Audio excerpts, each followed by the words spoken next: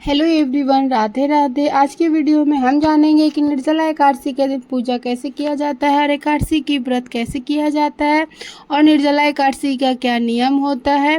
तो निर्जला एकादशी कब है और इसकी प्रारंभ की शुभ मुहूर्त कब है और निर्जला एकादशी के दिन क्या दान करना चाहिए, पूरी जानकारी आपको इस वीडियो में मिल जाएगी।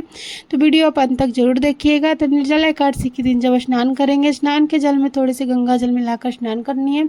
अगर उसके बाद अगर लड्डू गोपाल जी की सेवा करते हैं तो लड्डू गोपाल जी को जगा लीजिएगा और उनको अगर आप दूध का भोग लगाते हैं तो दूध का भोग आप समर्पित करिएगा। उसके बाद स्नान करवाइएगा तो कच्चे दूध से, पंचामृत से या जल में थोड़े सा गंगा जल मिलाकर आप स्नान करवा सकते हैं लड्डू गोपाल जी को। उसके बाद हम एक चौकी लगा लेंगे। चौकी पर हम पीले रंग का वस्त्र बिछा लेना है, या आपके घर के मंदिर में भी निर्जला एकादशी की पूजन आप कर सकते हैं। अगर आप मंदिर में पूजन कर रहे हैं तो वहाँ पर पीले रंग का वस्त्र बिछा लीजिएगा। उसके बाद देखिए थोड़ा सा फूल या तिल का आसन देकर श्री विष्णु जी की फोटो या मूर्ति, जो भी स्वरूप आपके पास है, आप विराजमान कर लीजिएगा। आप देखिए मैं घर के मंदिर के पास में ही पूजा कर रही हूँ, तो मेरे मंदिर में गणेश जी विराजमान है। अगर आप अलग से चौकी लगाकर पूजन कर रहे हैं तो गणेश जी को विराजमान आप जरूर करिएगा। तो देखिए अगर आप लड्डू गोपाल जी को सेवा करते हैं तो लड्डू गोपाल जी को यहाँ पर विराजमान कर लेंगे, क्योंकि लड्डू गोपाल जी ही भगवान श्री विष्णु जी की बाल स्वरूप ही है।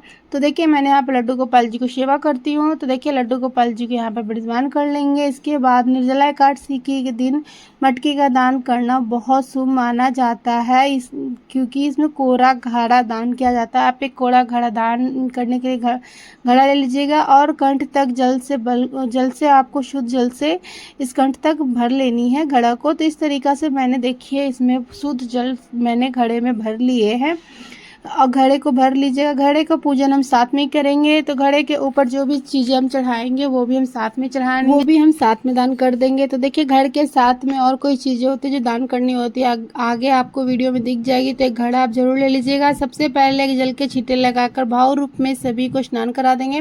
उसके बाद घी का दीपक प्रज्वलित कर लेंगे, धूप प्रज्वलित कर लेंगे और दीपक का हम साथ ही पूजन भी कर लेंगे। तो देखिए सबसे पहले भाव रूप में सभी को जल के छींटे लगाकर स्नान करा दिया था। तो सबसे पहले गणेश जी को वस्त्र रूपी कलावा अर्पित कर देंगे। अगर आपके पास जनेऊ है तो जनेऊ भी समर्पित कर सकते हैं। श्री विष्णु जी की वस्त्र रूपी हम कलावा समर्पित कर रहे हैं। अगर आप जनेऊ है तो जनेऊ भी भगवान श्री विष्णु जी के समर्पित कर सकते हैं। तो जो भी घड़े लिए घड़े के पूजन भी हम साथ में कर लेंगे। तो देखिए घड़े का कंठ पर हम मोली बांध देंगे। तो देखिए घड़े का पूजन करने के बाद ही घड़े को दान किया जाता है। लड्डू गोपाल जी को स्नान कराने को वस्त्र बना दिए थे। तो सबसे पहले गणेश जी को पूजन किया जाता है। तो गणेश जी को रोली से, चंदन से तिलक कर देंगे। उसके बाद भगवान श्री विष्णु जी के हम कीले चंदन से, रोली से तिलक कर देंगे। फोटो में जितने देवी देवता विराजमान है सभी को हम तिलक कर देंगे। देखिए घड़ा ही हमें दान करना है, तो घड़े पर हमें स्वास्तिक नहीं बनानी है, रोली से, चंदन से सिद्धि तिलक करेंगे। आप चाहे तो स्वास्तिक बना भी सकते हैं। स्वास्तिक बनाने से जिससे हम दान करते हैं वो लेने में हिचकिचा जाता है, सिर्फ इस पर हम तिलक लगा देंगे। एकादशी के पूजन में चावल का प्रयोग नहीं किया जाता है, तो तिल का प्रयोग किया जाता है। एकादशी के व्रत में ना भगवान को चावल समर्पित किया जाता है ना ही खाया जाता है। तो एकादशी के व्रत में जब भी भगवान का तिलक लगाए तो उसमें तिल अर्पित जरूर करें। तो यहाँ पर देखिए सफ़ेद तिल अर्पित करेंगे। अगर आपके पास सफ़ेद तिल नहीं है आप काले तिल भी यहाँ पर समर्पित कर सकते हैं। थोड़ा सा तिल आप दिए में जरूर डालिएगा। जितने तिल चटकते हैं उतने हमारे कष्टों और पापों का निवारण होता है। उसके बाद गणेश जी को दूब अर्पित करेंगे, फूल अर्पित करेंगे। उसके बाद देखिए अगर आपके पास फूलों की माला है तो श्री विष्णु जी के फूलों को माला समर्पित कर सकते हैं, नहीं तो फूल है तो फूल भी अर्पित करिएगा। तो देखिए मैंने यहाँ पर सभी को फूल अर्पित कर देंगे, समर्पित कर देंगे। अगर फूलों की माला तो है तो वो अर्पित करिएगा, नहीं तो फूल भी आप चढ़ा सकते हैं। उसके बाद देखिए श्री विष्णु जी को तुलसी जरूर समर्पित करेंगे। लड्डू गोपाल जी को भी हम तुलसी समर्पित करेंगे। तो एकादशी के दिन तुलसी नहीं तोड़नी चाहिए और ना ही तुलसी में जल अर्पित करनी चाहिए।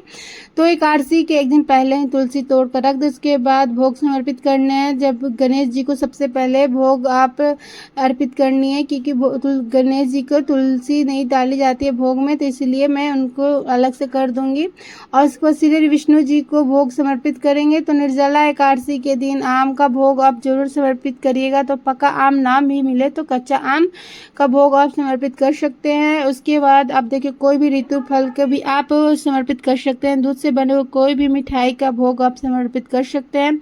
तो देखिए भोग समर्पित कर देंगे। उसके बाद जल समर्पित करनी है। एकादशी के दिन जल का जो दान किया जाता है वो मीठा दान किया जाता है तो यहाँ पर चीनी अर्पित कर देंगे। 2-4 दाने हम घड़े में डाल देंगे। अगर चीनी नहीं डालेंगे तो ज़्यादा डालेंगे तो घड़ा खराब हो जाएगा, तो उसको चीनी को प्लेट के ऊपर रख देंगे। साथ में घड़े के भी ऊपर हम फल रखेंगे। तो आप खरबूजा या फिर कोई भी चीज़ आप रख सकते हैं, आम भी रख सकते हैं। एकादशी आती है, जेठ के महीने में एकादशी आती है, तो इस महीने में गर्मी बहुत ज़्यादा होती है, तो हाथ से बना हुआ पंखा को भी दान करना बहुत ज़्यादा शुभ माना जाता है।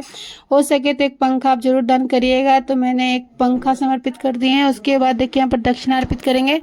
पूजा में रही कमियों को हमारी पूरा करती है। इसके बाद हम कथा सुनेंगे। कथा सुनने के लिए एक लोटा हम जल ले लेंगे। सीधे हाथ में थोड़े सा तिल और थोड़ी सा फूल लेकर हम उसके बाद यहाँ पर निर्जला एकादशी की व्रत कथा सुनेंगे। आप चाहे तो निर्जला एकादशी की व्रत कथा आप मोबाइल से भी सुन सकते हैं। अगर आप चाहे तो मोबाइल से भी सुन सकते हैं। अगर आपके पास एकादशी की व्रत कथा की बुक है तो आप उससे भी पढ़ सकते हैं। मैं यहाँ पर पढ़कर सुनाऊंगी तो बहुत लेट हो जाएगा, तो इसलिए मैं इसको अलग से वीडियो डाल दूंगी। जो हाथ में तिल और फूल लिए हुए थे श्री हरि विष्णु जी के ऊपर आप इनको चरणों में समर्पित कर देंगे। थोड़े से तिल और फूल इसको थोड़े से लोटे में डाल देंगे। इस तरीक़ा से हमारा पूर्ण हो जाएगी कथा। उसके बाद कथा सुनने के बाद हमें आरती करना है, तो अलग से भी अब दीपक बनाकर भी आप आरती कर सकते हैं, और जो दीपक आपने जलाई थी उससे भी आप आरती कर सकते हैं। तो यहाँ पर धूप दीप से बहुत प्रेम पूर्वक यहाँ पर आरती करेंगे। तो सबसे पहले गणेश जी को आरती करेंगे, उसके बाद श्री हरि विष्णु जी की आरती करेंगे। बहुत प्रेम पूर्वक आरती करने का श्री हरि विष्णु जी के हाथ जोड़कर पूजा में रही कमियों के लिए क्षमा याचना करेंगे, और मेरे परिवार को मनोकामना पूर्ति के लिए भगवान से श्री हरि विष्णु जी से प्रार्थना करेंगे। उसके बाद देखिए हाथ में थोड़ा जल लेकर और चौकी के ऊपर 3 बार इस तरीके से बार देंगे। इस तरीके से निर्जला के दिन सुबह के दिन हमें पूजा कर लेनी है। उस तरीका से हमारी पूजा पूर्ण हो जाएगी। पूजा के बाद जल की लोटा है, सूर्य भगवान को अर्घ दे देंगे। जो भी हमने यहाँ पर भोग प्रसाद यहाँ पर समर्पित किया था, परिवार में सभी सदस्यों को प्रसाद के रूप में बांट देंगे। उसके बाद देखिए जो जल घड़ा लिया था और वो चीनी लिया था, वो सफल इस दक्षिणा और पंखा जो चीज़ें हमने चढ़ाए वो हम दान कर देंगे। और जो चीज़ें हैं जो पंडित जी को आप दान कर सकते हैं, या आप जो ज़रूरतमंद को भी दान कर सकते हैं, या मंदिर में भी चढ़ाकर आ सकते हैं। ये सभी चीज़ें हमें दान करना होता है। पूजा के बाद जब दिया शांत हो जाएगा तब आप दान कर सकते हैं, या सूर्यास्त से पहले भी आप ये दान करनी है। दिन में आप किसी भी समय आप दान कर सकते हैं। इस तरीक़ा से सारी चीज़ें हमें दान करनी है। निर्जला एकादशी के दिन सुबह इस तरीक़ा से पूजा कर लेंगे। तो निर्जला एकादशी के सब एकादशी से सबसे बड़ी और एकादशी मानी जाती है, और निर्जला एकादशी की बहुत कठिन मानी जाती है। निर्जला एकादशी के व्रत करने से साल की सभी एकादशी की फल की प्राप्ति होती है। निर्जला एकादशी तो सुबह यहाँ पर पूजा कर लेंगे, और शाम को भी यहाँ पर हमें दीपक जलाना है, आरती भी करनी है। तो निर्जला एकादशी के दिन सुबह पूजा करने के बाद उसके बाद कुछ भी हमें खाना पीना नहीं होता है, जल भी ग्रहण नहीं किया जाता निर्जला एकादशी के दिन। तो शाम को यहीं पर दोबारा पूजा करनी है शाम की। उसके बाद द्वादशी के दिन हम एकादशी के बाद द्वादशी को जो आती है उस दिन हमें पारण करनी है। एकादशी के दिन मीठा जल का दान हमें जरूर करना है। इसके अलावा आप जूते चप्पल छाता वस्त्र को भी दान कर सकते हैं। जल का दान महादान माना जाता है, तो इस दिन हम जल का दान आप जरूर करिएगा। अब बात करते हैं निर्जला एकादशी कब है। जेठ शुक्ल पक्ष की निर्जला एकादशी 2026 की 25 जून 2026 गुरुवार को दिन रखी जाएगी। एकादशी तिथि का प्रारंभ होगी 24 जून संध्या 6:12 से शुरू हो जाएगी। तो एकादशी तिथि का समाप्त होगी 25 जून रात्रि 8:09 ये समाप्ति हो जाएगी। तो आप जानते हैं पारण की समय, पारण का शुभ मुहूर्त रहेगी 26 जून 2026 शुक्रवार को सुबह में 5:25 में से 8:13 तक आपको पारण कर लेनी है। आपको एक तो आप इस तरीके से आप व्रत कर सकते हैं। दूसरा जो तरीका है, अगर आप प्रेग्नेंट है या बीमार भी है, या अगर आप बाहर कहीं पर काम करते हैं, किसी और कारण से अगर आप निर्जला नहीं रह सकते हैं, तो सुबह आप इस तरीका से पूजा कर लीजिएगा। पूजा करने के बाद जल दान कर देंगे। उसके बाद किसी को दान कर दीजिए, किसी को जल दान कर या जल पिलाकर आप जल ग्रहण कर सकते हैं। जल का दान करने के बाद ही जल ग्रहण करना है। अगर आप बिना जल ग्रहण करने बिना नहीं रह सकते तो किसी को मीठा जल दान कर फिर जल ग्रहण कर सकते हैं। मीठे जल का बहुत ज़्यादा महत्व होता है। अगर आपके शरीर ठीक है, स्वस्थ है, तो समर्थ अनुसार ये व्रत का संकल्प लीजिएगा। तो ये व्रत थोड़ा सा कठिन भी होता है। अगर आप किसी कारणवश आप व्रत ना भी करें तो इस दिन आप पूजा आप जरूर करिएगा और जल का दान आप जरूर करिएगा। तो निर्जला एकादशी का सरल पूजा विधि आपको कैसा लगा तो वीडियो को लाइक करिएगा और जरूर करिएगा, और साथ सरल पूजा विधि देखने के लिए मेरे चैनल को सब्सक्राइब करना ना भूलिएगा। तो फिर मिलते किसी और वीडियो के साथ, तब तक आप सभी को राधे राधे, जय श्री